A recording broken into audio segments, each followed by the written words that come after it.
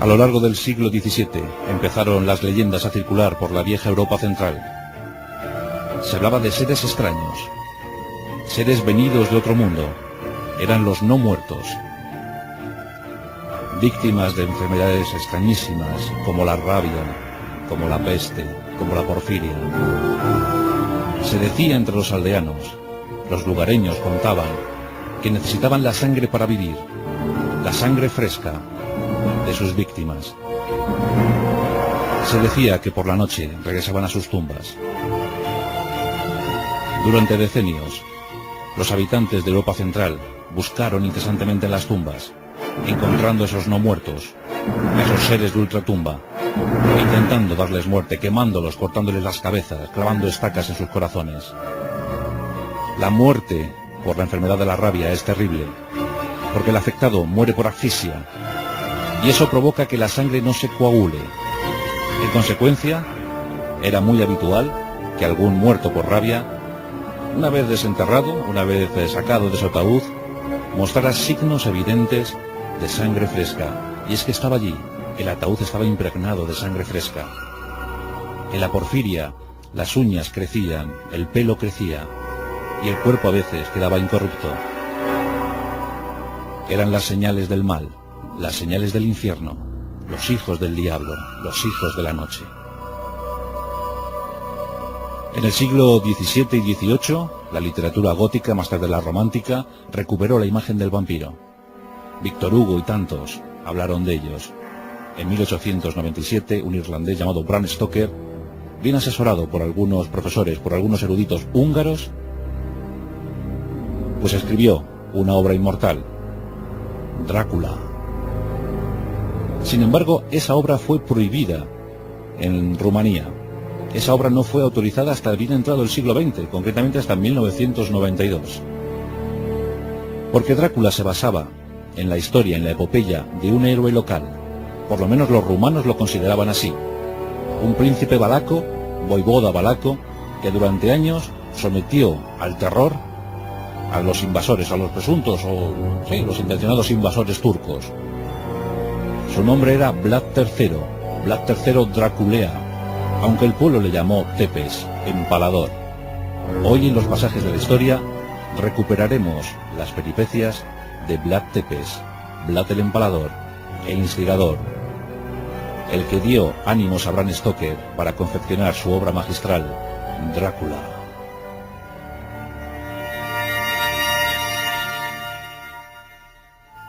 Nos encontramos a mediados del siglo XV. Valaquia es un pequeño territorio amenazado en dos frentes. De un lado, los húngaros, señores casi naturales del terreno. De otro, los turcos, invasores de todos los Balcanes y de la Europa central. El imperio bizantino está a punto de caer. Estamos a un paso de 1453, cuando las tropas turcas de Mehmed II, el gran sultán, tomaron y dominaron Constantinopla, el último reducto de los bizantinos. Valaquia, Moldavia y Transilvania son el germen, son el semillero de la futura Rumanía. Pero entonces no lo eran. Entonces estaban bajo la tutela del Sacro Imperio Romano Germánico. Y el que ostentaba el título de emperador era Segismundo, el rey de Hungría.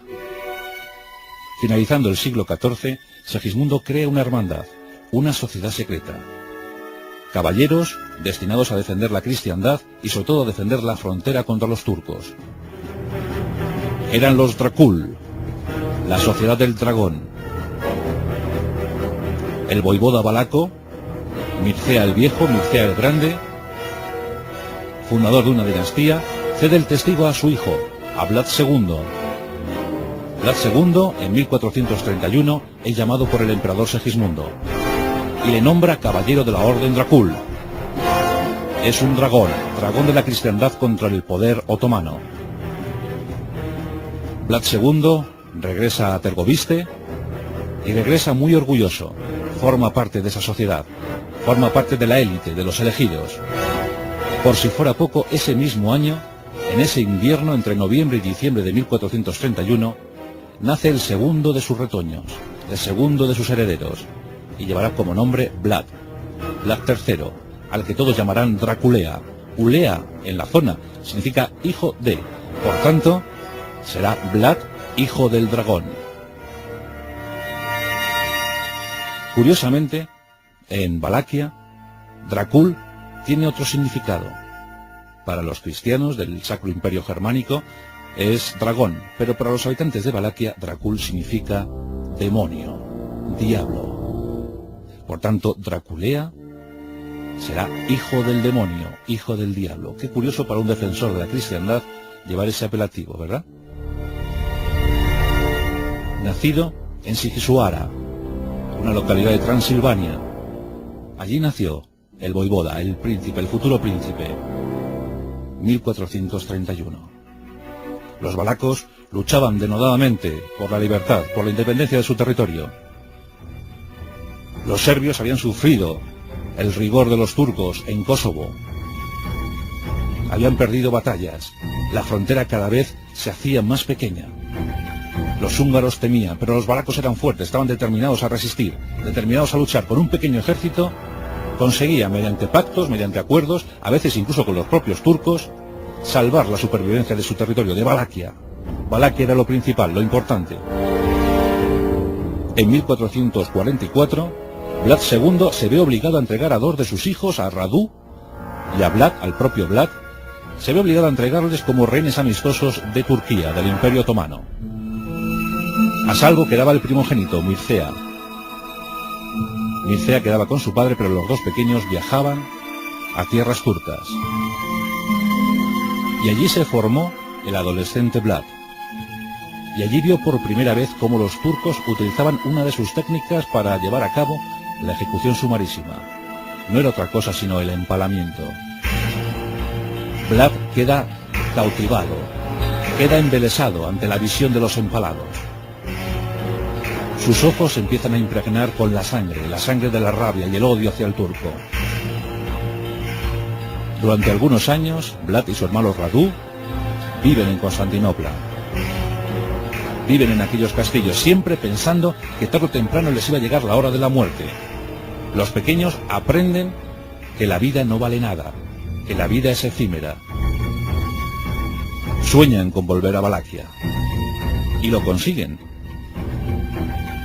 En 1448, Vlad regresa a Valaquia, pero Radu está más convencido, está más impregnado de las ideas turcas y se queda con los turcos. Radu se queda con los turcos. Algún día volverá. Vlad regresa. Tiene apenas 17 años. Cuando regresa a Tergoviste, a la capital de Valaquia, se encuentra con la fatal noticia. Su padre ha sido asesinado. Asesinado de una forma cruel. Ha muerto apaleado por los enemigos, por algunos boyardos, por algunos nobles de la zona. Y lo que es peor, su amadísimo hermano Mircea ha muerto, pero de una forma tremenda. Mircea ha sido enterrado vivo. El odio, la venganza hace presa en el corazón de Vlad. Vlad asume el trono de Valaquia. Algunos boyardos le apoyan. Será Vlad III. Vlad III Draculea. Ya no es el hijo del dragón.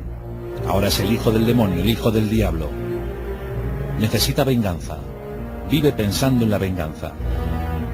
Desgraciadamente sus oponentes, había muchísimos, Vladislao II entre ellos, había muchos voivodas, muchos príncipes de la zona que pretendían ese trono. Y le expulsan. Le expulsan y es sometido a exilio. Se hace prisionero, le cogen prisionero en tierras húngaras, le cogen prisionero durante unos años de los que sabemos muy poco. Pero sueña con volver, sueña con ocupar el trono de Valaquia. Nos encontramos en el año de 1456. Es el gran momento para Vlad III. En ese tiempo logra escapar, mediante buenas o malas artes, y regresa a Valaquia para reivindicar su poder. Y lo consigue. Es momento para el reinado del terror. Vlad III es un joven cruel, apenas tiene 25 años y solo piensa en la venganza. Odia a la humanidad. Muy vivo el recuerdo de aquellos empalados en Turquía. Pronto empieza a hacer gestos de poder y de terror. Y aquí es cuando se empieza a mezclar ya la historia real con la leyenda. Se habla de todo, se dice de todo, se supone que no quería ningún heredero, ningún bastardo. Se hablaba que incluso su propio padre o su abuelo habían sido bastardos, y él no quería bastardos que luego reivindicaran su trono. Dice la leyenda negra que en una ocasión, una amante, para satisfacerle, le dijo que estaba embarazada de él, que estaba esperando un hijo de él. Él, muy enfadado ese día, cogiendo su espada, abrió un canal a la joven para ver si realmente estaba embarazada. Acabó con su vida. Muy aficionado también a las torturas. No le importaba torturar a sus valacos, a sus súbditos. Les obligaba incluso a rezar, tenía salas preparadas donde rezaban los condenados, y justo en el intermedio, en el momento de ese rezo, de esa oración, se abría un suelo y el pobre finado caía para ensartarse en palos que estaban previamente colocados en el suelo. Situaciones terribles. Vlad III estaba embriagado por la sangre, la sed de poder. No quería ningún obstáculo a su alrededor. La primera acción real sobre la tragedia que rodeó a Vlad III nos la encontramos en 1459. Muchísimos boyardos no eran leales a su causa, querían o pretendían colocar a otros voivodas, a otros príncipes. Vlad III convocó una gran reunión de boyardos, una gran fiesta, donde posiblemente se iban a poner las cosas en su punto, donde todos iban a formular deseos de paz y todos serían felices, presuntamente felices. Numerosos boyardos con sus familias acudieron al castillo elegido por Vlad III. Tras el festín, tras la fiesta, los soldados de Vlad III entraron, irrumpieron en la sala, rodearon a los boyardos y allí mismo ejecutaron unos cuantos, empalaron a otros, quemaron a los más, y los supervivientes, los más jóvenes, fueron destinados a trabajos forzados. Muestras terroríficas. En 1460, un voivoda llamado Dan fue capturado por Vlad III, por los hombres de Vlad III. Fue obligado a cavar su propia tumba y posteriormente fue obligado también a asistir a sus propios funerales. Tras esto fue decapitado y enterrado. Pero sin duda alguna, Vlad III, Vlad Draculea, Vlad Tepes, cogió ese apelativo a partir de 1462. Se cuenta, dicen los expertos, los estudiosos, que Vlad Tepes ajustició, empaló entre 50.000 y 100.000 personas. Valacos, turcos, búlgaros, todos fueron susceptibles de ser empalados por Vlad Tepes. Pero en 1462 la orgía de sangre llegó a su momento cumbre. Previamente, en el invierno de 1461, habían estallado las hostilidades, se había desatado la guerra entre Valaquia y los turcos. Vlad Tepes, orgulloso, se había negado a pagar tributo y sobre todo, pues, ese extraño impuesto de jóvenes para formar parte del ejército turco. Los pequeños principados, las pequeñas potencias de Europa Central, entregaban como tributo a sus jóvenes, a sus mejores jóvenes, para que formaran parte de los ejércitos genízaros de los turcos. Bueno, pues Vlad Tepes se niega en redondo y presenta la guerra. Tiene un ejército reducido, pequeño, apenas 10.000 guerreros, pero con ellos hace frente al Imperio Otomano. La guerra se desata en ese invierno de 1461. Las primeras acciones son muy beneficiosas para Vlad Tepes y sus hombres. Realizan algunas maniobras en el Danubio, cruzan el Danubio y someten a los búlgaros aliados de los turcos y a los turcos. Son batallas tremendas, crueles, cubiertas por el odio. Vlad Tepes consigue muchísimos prisioneros, pero no hay cuartel, no hay piedad para ellos. El 11 de enero de 1462, Vlad Tepes envía una carta al rey de Hungría. En esa carta le dice: he empalado a 23.884 prisioneros. Y lo sabe muy bien, porque Vlad Tepes tenía esa precisión, la de contar a sus víctimas, contar sus muertos, contar a la gente que mataba. Para ello les cortaba la cabeza y así el recuento era mucho más fácil. Vlad Tepes levantaba bosques donde empalaba a sus víctimas, de madera o de hierro. El método de empalar sabéis bien cómo es. Se coloca una estaca en el suelo, se eleva al prisionero y se le deja caer por la punta de esa estaca. Desde el recto, desde el ano hasta la boca, la madera o el hierro hacían su trabajo. El prisionero quedaba agonizante en esa estaca hasta su muerte. Imaginaos la escena, un bosque con casi 24.000 personas empaladas. Vlad dicen que disfrutaba enormemente con esto. Incluso ordenaba que le situaran su mesa con la cena, viendo cómo agonizaban sus víctimas. En la leyenda vemos cómo muchas veces ordenaba que sacaran cuencos de sangre donde él mojaba el pan. De ahí, otra de esas historias, de que Vlad Tepes bebía sangre. Se bebía la sangre de sus enemigos, pero mojada en pan, a modo de última humillación. En una ocasión, uno de sus hombres se acercó a él y dijo que aquel bosque que olía bastante mal. Lo dijo en tono sarcástico, en tono de gracia. Vlad Tepes le miró con ojos incendiarios. Ordenó empalarle. Cuando le empalaron le dijo: desde ahí se huele mejor, ¿verdad?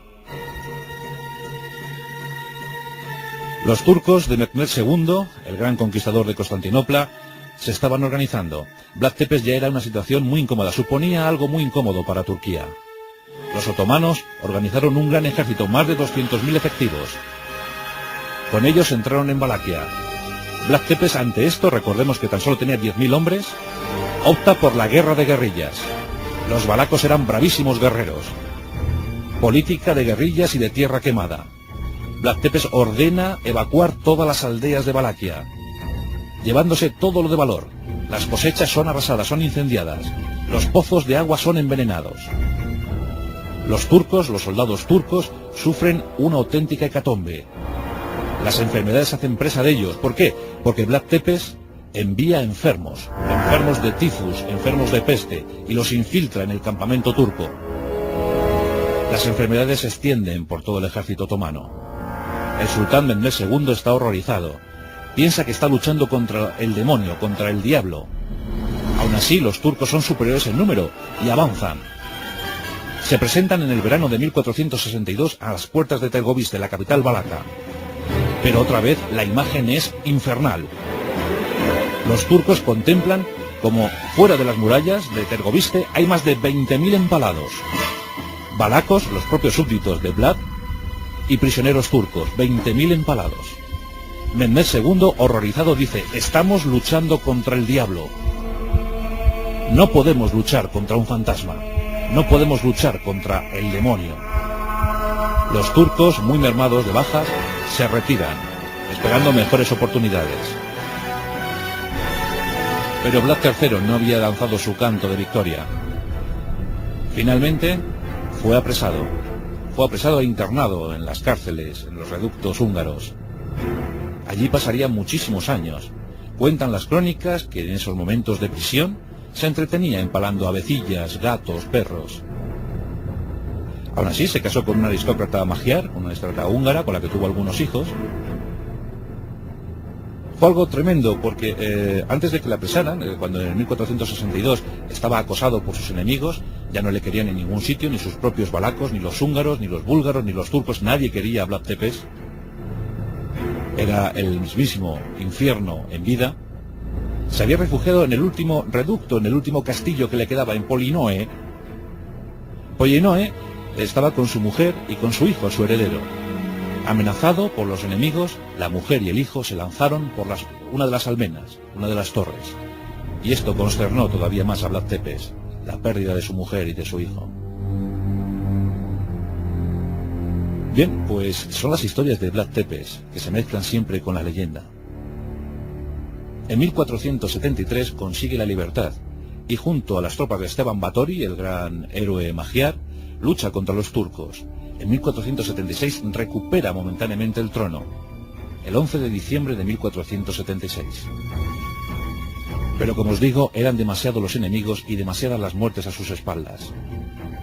Cuentan que en una ocasión, viendo que en su reino, que en su principado, en Valaquia, había muchos pobres, muchos tullidos, muchos minusválidos, pues ordenó una fiesta para ellos.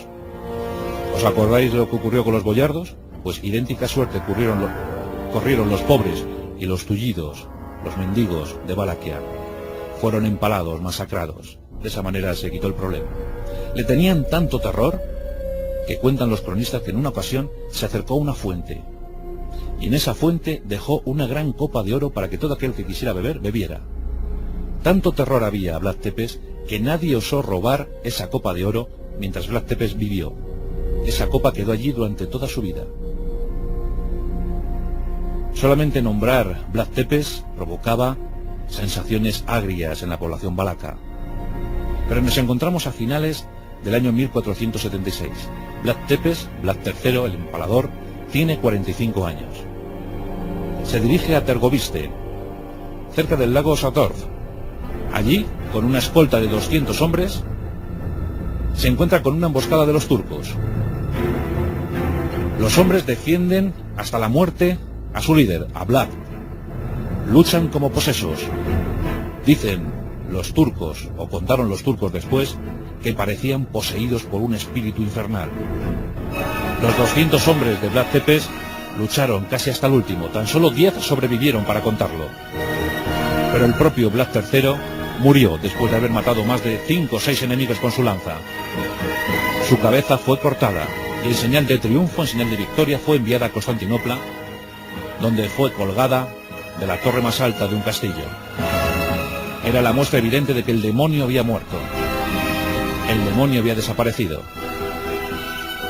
Los turcos respiraron tranquilos, pero sospecho que los valacos y los húngaros también. Hungría fue la frontera natural para evitar el empuje de los otomanos.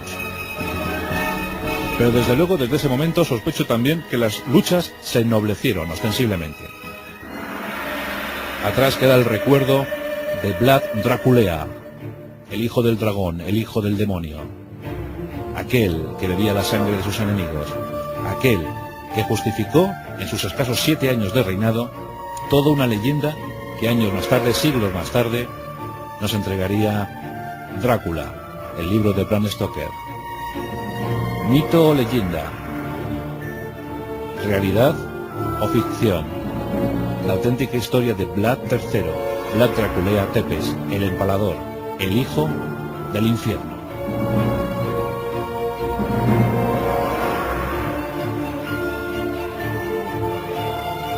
La Rosa de los Vientos, con Juan Antonio Ceballos.